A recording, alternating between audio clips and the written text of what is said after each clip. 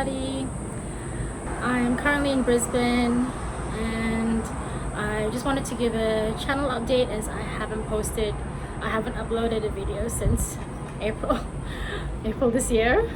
And a couple of you who know me personally have asked, am I going to continue uploading? And the intention was to continue after I'd taken maybe a short break, because it had been taking up a lot of my time recording and producing these videos, and I had other goals to achieve in 2024, some of which I have already achieved, and I'm excited to talk about those too. I'm currently recording this on the balcony of my new home. I moved to South Brisbane in October, so that's one of the things I managed to achieve this year, was the purchase of my own home, and it's very exciting. It was very stressful.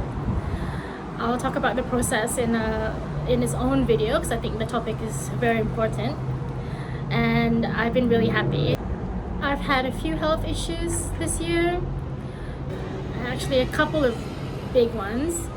The one that affects me the most currently is hyperthyroidism. I was diagnosed with that in November last month, and I have Graves' disease, which is a form of hyperthyroidism. And I was diagnosed initially by my GP, the general practitioner, and at the usual clinic that I go to. And he said the solution is to take some medication. And I'm anti-big pharma, so I struggle to take medication. I tend to forget to take medication. So as much as possible, I like to avoid taking medication. And I thought, well, if he's right, then I need to take medication. But I'll just confirm. So he did offer if I wanted to see a specialist, and I said yes. So he referred me to the Princess Alexandra. Initially I thought it was the Prince Alfred, because people in Brisbane just call it the PA, but it's actually the Princess Alexandra. So I ended up with the specialist there, and they could see me within 3 weeks. And this is very unusual to see a specialist in that time, regardless of whether it's in private practice or in public. And the lady who called me said that they had a spot open up and they could see me, and they wanted to see me because I was category 1 or category A due to the hyperthyroidism. So I went to the appointment, and the specialist confirmed, yes, I have hyperthyroidism, I have Graves', and I definitely should be taking the medication, and whatever side effects of the medication that I take, the benefits of taking the medication will far outweigh those side effects. So I thought, okay, I've got it confirmed. I've been to the GP, I've been to the specialist, I've had the blood test done, so I've started taking the medication. What triggered the GP to look into, to get such an extensive blood test done in the first place, was that I'd lost 23 kg since the last time I was weighed, which was in April.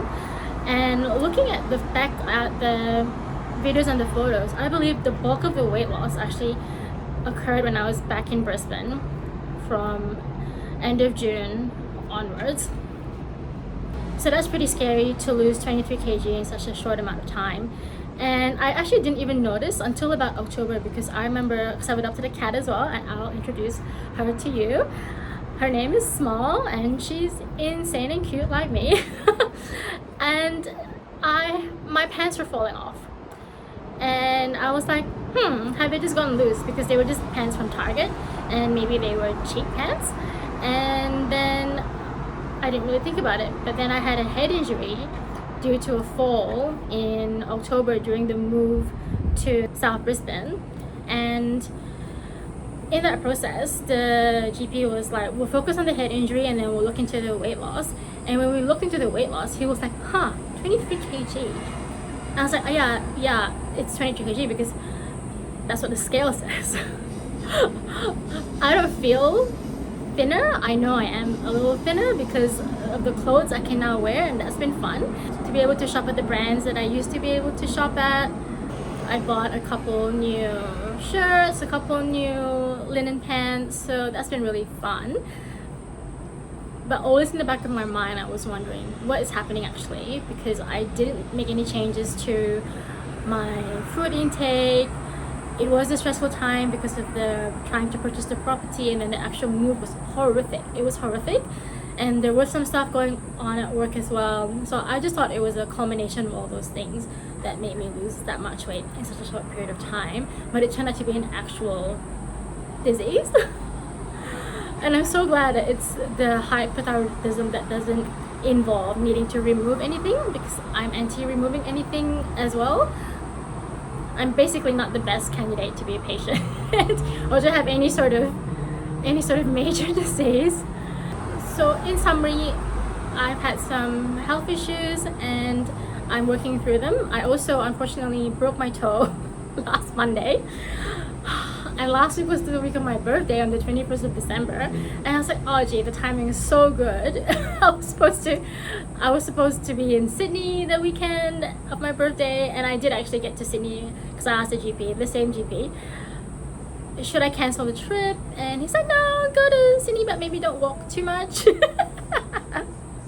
I love walking, but yeah, it hurts. And this is my first time ever breaking a bone, and my boss said, oh, you've lived a privileged life or something along those lines. And I said, yeah, I guess I have lived a privileged life. And I'm so happy that it's actually summer because I can wear open toe shoes or slippers, because I can't even put a sock on. It's really, really sore. It looks okay now, but the morning after I stubbed my toe, it was blue, which is what made me worry. What else has happened this year? In April, I went back to Malaysia to work remote for 2 months. That was to sort out some things which needed to be done in person, because some of the processes are pretty archaic. They belong in another century, quite frankly.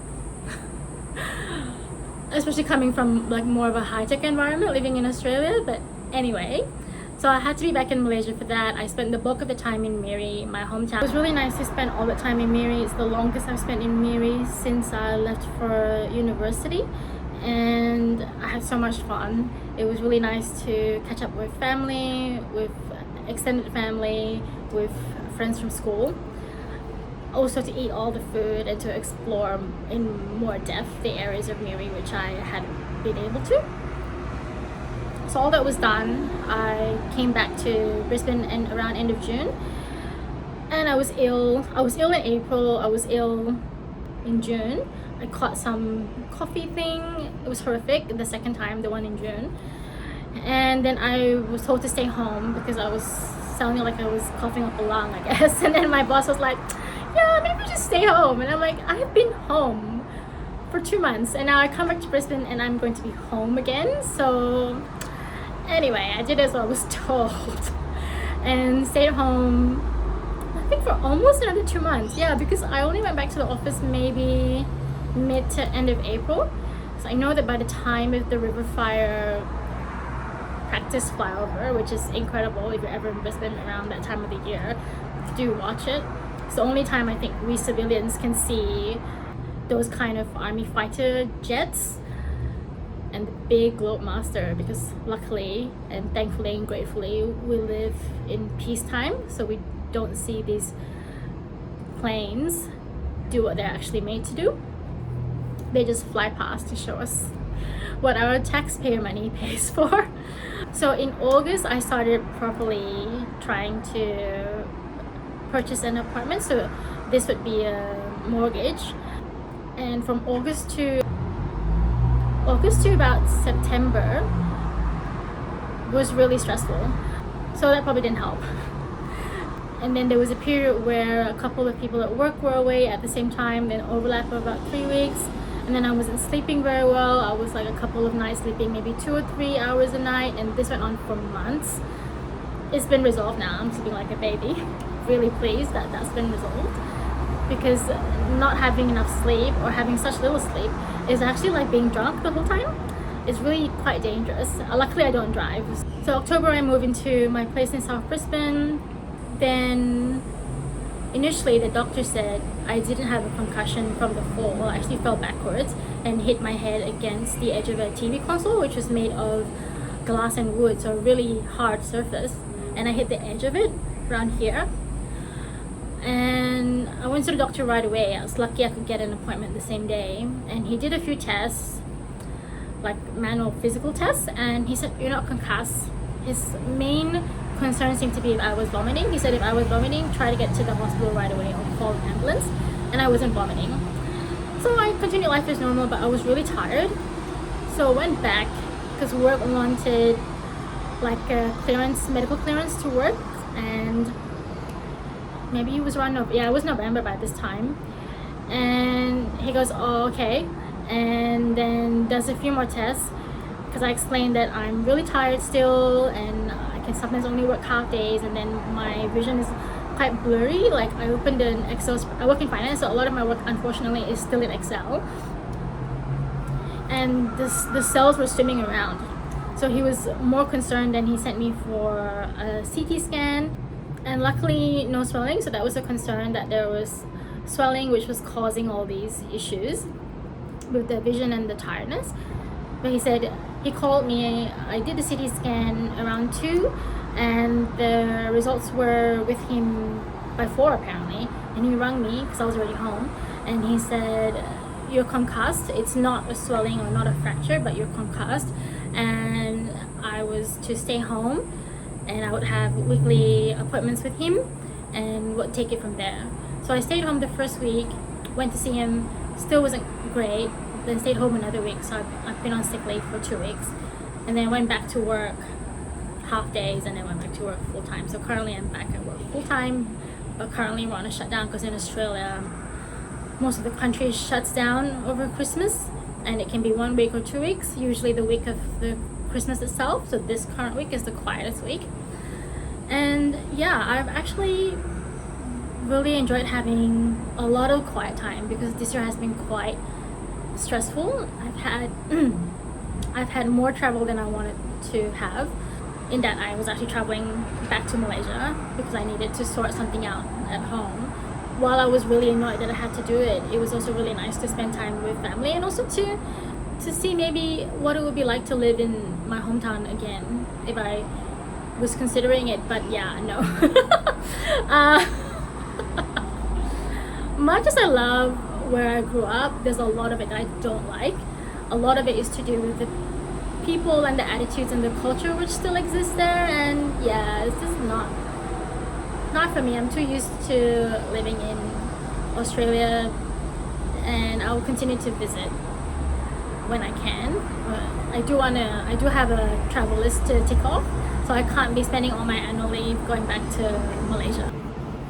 Looking back, I think the biggest lesson I've learned this year is that not everyone wants you to succeed. And that's quite a sad thing to say, but it's actually really true. And maybe if someone had said it to me, I'd be like, what do you mean? Everyone around me loves me. But even if they love you on one level, they may also despise you, because I've been born into a rich family, because I have access to things that I take maybe for granted, that my money is all mine, that I don't need to support anyone back home, that everyone is healthy. I mean, I'm probably not too healthy, but you know, I have all my limbs and I can see still. Yeah, that's been the hardest and probably the best lesson that I've learned this year. That people may look at me and they think there's somebody I can take advantage of, or she looks nice, let's see what I can get away with, or I hate her. Deep down I hate her. I want what she has. I know I'll never get it. Let's try to sabotage her behind the scenes quietly, but in front of her face, let's be like normal. Let's be like a friend and be nice. So yeah, people are all kinds of complicated, and I learned a lot about that this year. Back to the channel, I have some videos planned, and I intend to get back to a somewhat regular uploading schedule. Maybe not weekly, because that does take a chunk of time, and I do run another channel, Liza Loves Perfume, and I want to get that back to somewhat regular as well. So maybe fortnightly, maybe, or whenever I feel like it, I will still do travel content and definitely still vlog about life in Brisbane. I want to say thank you so much to everyone who has subscribed. The channel has grown a little bit while I've been inactive. It's surprising how that happens. I think the algorithm just picks up what it wants to promote, and off it goes. And some of my videos have hit a couple thousand views. My most popular video topics have been the travel videos that I did back in Malaysia, and then some of the flights as well. So I like to travel, so that kind of content will continue. The Brisbane content hasn't been that popular, maybe because Brisbane isn't one of those world cities, you know, like Sydney would be a bigger world city, I would consider. And I'll also talk about the hobbies that, for example, I canceled my Netflix subscription when I got the head injury, or when I was at home with the concussion, because I was trying to cut down on screen time, right? And I thought, well, this is counterproductive if I have a Netflix subscription, which I want to make sure I get my money's worth from. And then I started reading books again, and I haven't really read books for decades. And I restarted my Goodreads account, and this phone is actually sitting on a pile of 8 books, half of which I've already read. I will be making a video of all the books I managed to read this year, 2024. Again, thank you so much for being around, for being supportive to the people that I know in real life. Thank you for reminding me how much I've loved making these videos. I actually spent a bit of time watching some of the videos I posted before April, and I forgot how much I enjoyed making them and how much I enjoyed watching the work that I produced. It's actually been fun making videos, and I'm happy to be able to continue. Also, a side note about, you can see grey at my temples here.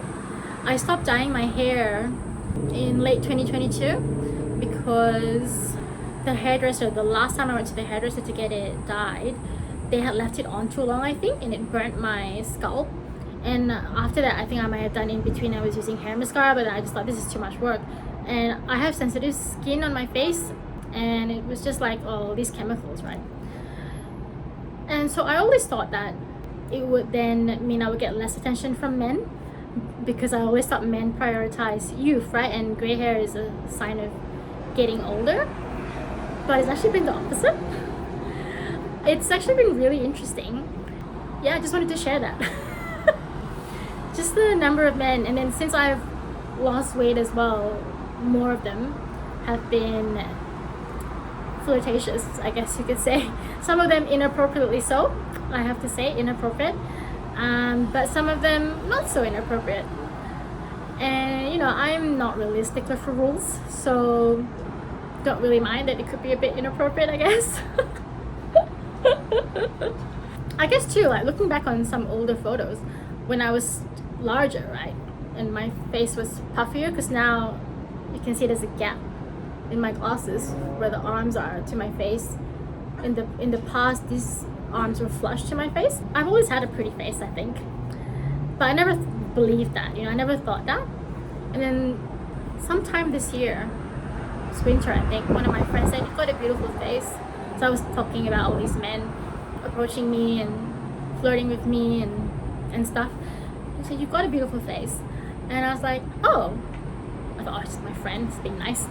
And then I looked at the photos and I thought, okay, maybe not beautiful, but somewhat symmetrical and pleasant to look at, and I think I have a nice smile. I just wanted to share that because I think a lot of time women spend too much on trying to look young. There's a whole industry trying to make us feel insecure about aging, but aging is a natural process. And I've had friends message me because I post photos of myself on my personal Instagram stories. I had a friend message me and she said, you're glowing. You look like you haven't aged a day." She's a friend from school. And it's like, what's the secret? What are you doing? What are you eating? And I said, I haven't changed a thing. But I think the secret is happiness. Happiness is what will keep you young, I think. And I worked very hard at being happy after my mother died in 2011 because I saw that she was unhappy. And that means having very firm boundaries and knowing when to cut people out when you need to. Because people around you are the biggest predictor of how happy you can be. If they're going to continually wear you down, get rid of them. If they're going to block your goals, block your ambition, get rid of them. If they're gonna manipulate you, try to take advantage of you, try to use you, get rid of them. Life is short. I'm middle-aged now, and we have no time for this sort of bullshit. So that is my secret, and I hope that you find your secret that doesn't need to rely on products or supplements. Just live a clean life with a clear conscience and do things that make you happy. Thank you so much for watching. If you made it this far, please consider subscribing. I'd love to have you here. And I look forward to sharing more of life here and my travels in the future. Bye!